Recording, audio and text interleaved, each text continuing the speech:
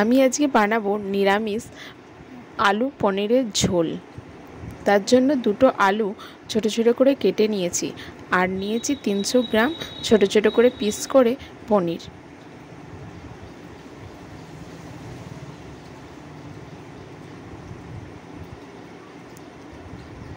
জন্য বাটনা নেব 1 ইঞ্চ আদা আর একটা টমেটো আর গোটা জিরে আমি পেস্ট করে নেব। আর নেব কাজু বাদাম আর চালমগজ, সেটাও পেস্ট করে নিয়েছি। কড়াইয়ে দিয়েছি সর্ষের তেল।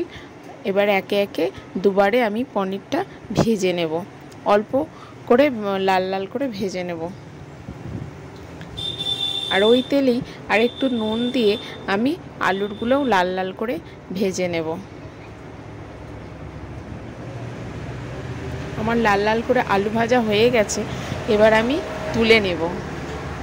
আবার একটু তেল দিয়ে গোটা গরম মশলা দিয়ে দেবো আর একটা শুকনো লঙ্কা, একটা তেজপাতা। আমার গরম মশলাও ভাজা হয়ে গেছে আর বাটনাটা দিয়ে ভালো করে আমি কষে নেব।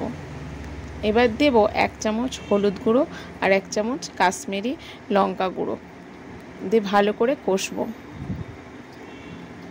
এবার কষা হয়ে গেছে, এবার দিয়ে দেবো চালমগজ আর কাজু বাদাম এর পেস্ট, সেটাও ভালো করে কষে নিয়ে আমি আলুটা দিয়ে দিয়েছি। আলু আমার কষা হয়ে গেছে, এবার দিয়ে দেবো পরিমাণ মতো জল আর নুন দিয়ে চাপা দিয়ে দেবো আলুটা সিদ্ধ হওয়ার জন্য। আমার আলু সিদ্ধ হয়ে গেছে, এবার দিয়ে দেব পনিরগুলো একে একে। পনির দিয়ে আবার একটু নাড়াচাড়া করে আমি একটু চাপা দিয়ে দেব। একটু ফুটে যাওয়ার পর আমি এতে 1 চামচ ঘি আর গরম মশলা গুঁড়ো দিয়ে আবার নাড়াচাড়া করে আমি নামিয়ে নেব। আমার পনির রেসিপি রেডি।